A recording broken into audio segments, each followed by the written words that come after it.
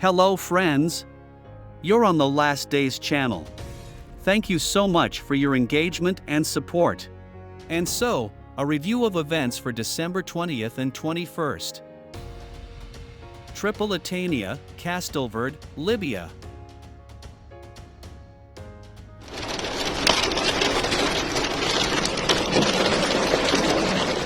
Yesterday, heavy rain and hail hit the town of Castelverde, Triple Etna region in northwestern Libya. There is no information about deaths and injuries.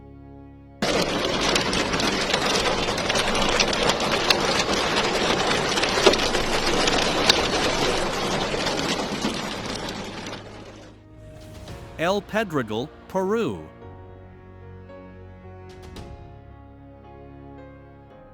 On December 20th, a strong earthquake with magnitude 6.1 has happened in Peru. European Mediterranean Seismological Center reported that epicenter of the earthquake was located 54 kilometers to the northwest from the town of El Pedregal, where 20,000 people live. The origin of the earthquake was at a depth of 94 kilometers. There is no information about casualties and destructions.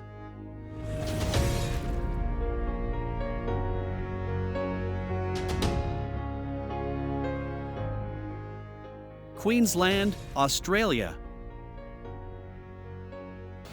Rescuers are using inflatable boats to bring aid to stranded areas. One fatality is known so far. The local airport is temporarily closed due to flooding.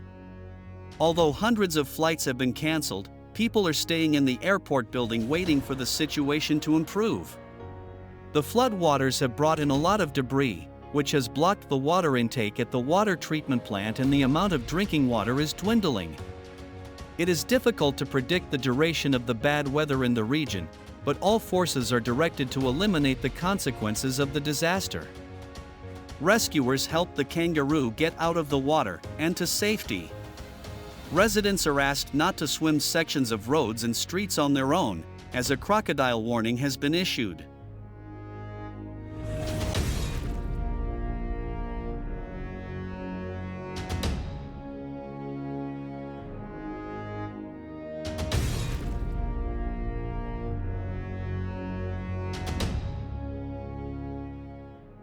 Reykjanes Peninsula, Iceland.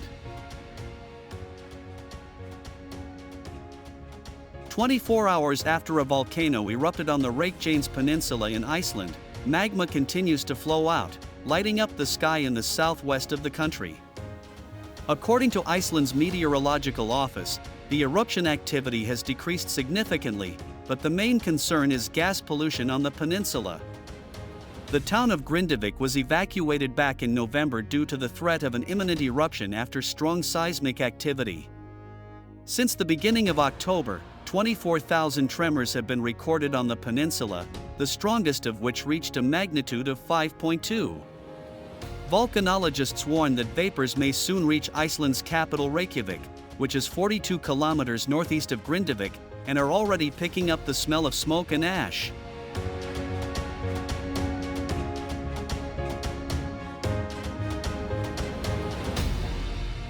Gansu and Qinghai, China.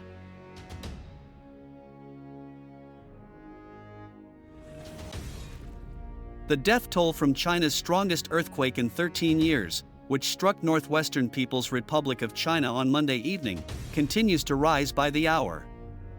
According to the latest figures, 135 people have died, with another 20 among the missing. About 1,000 have been injured. All the injured are being treated, and search and rescue operations are continuing in the disaster zone. Rescue workers, police and military personnel are involved. Gansu and Qinghai provinces have suffered the most from the earthquake. Thousands of houses have been destroyed and damaged there. Specialists have already started to restore both residential houses and administrative buildings, communications and roads. But many settlements are still without water and electricity. In the mountainous terrain, there is still no transportation and communication. China's finance minister, as well as the Ministry of Emergency Management, has allocated $27 million to the affected provinces for disaster relief. Earthquake survivors who lost their homes are now living in temporary shelters. Humanitarian aid trucks are traveling there to bring water, food, medicine, and other necessities, including blankets, tents, and cots.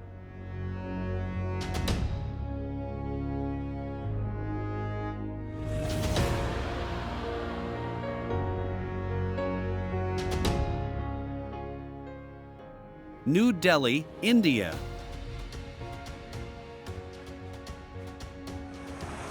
In New Delhi, authorities are urgently evacuating residents because of the approaching water. Rainstorms the previous day caused floods and landslides, raising the water level by several meters. Streets, houses, and highways were flooded, resulting in 3 deaths. Authorities declared a red alert level and housed the homeless in schools, kindergartens, and marriage palaces. Most trains and airline flights were cancelled because of flooded runways and rails. Hurricane-force winds tore down power lines, leaving hundreds of thousands of residents without electricity and communications.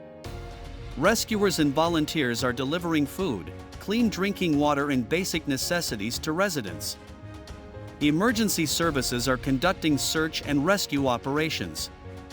It is expected that the downpour will stop in the next few hours and the water will begin to gradually recede.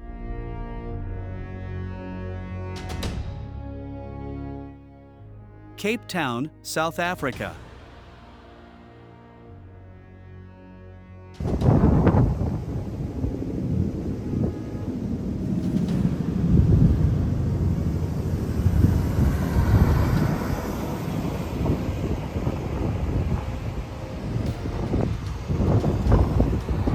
About 400 firefighters have been involved in extinguishing a large fire on the slopes of a mountain near Cape Town in South Africa. The fire in a forested area was reported on Tuesday. Residents in a nearby neighborhood were evacuated to safety. A threat to homes has been averted. Only one abandoned building on the grounds of the naval base was damaged, according to emergency services. 5 firefighters were injured, 2 of whom were taken to hospital.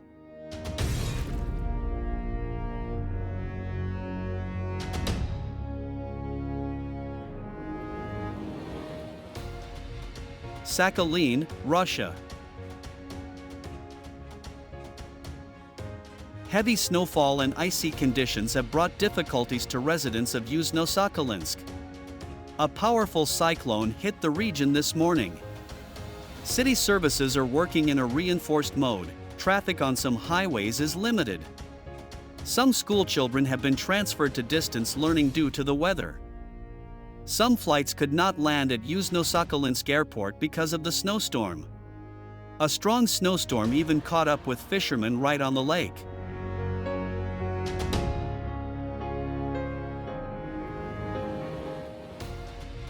Our planet.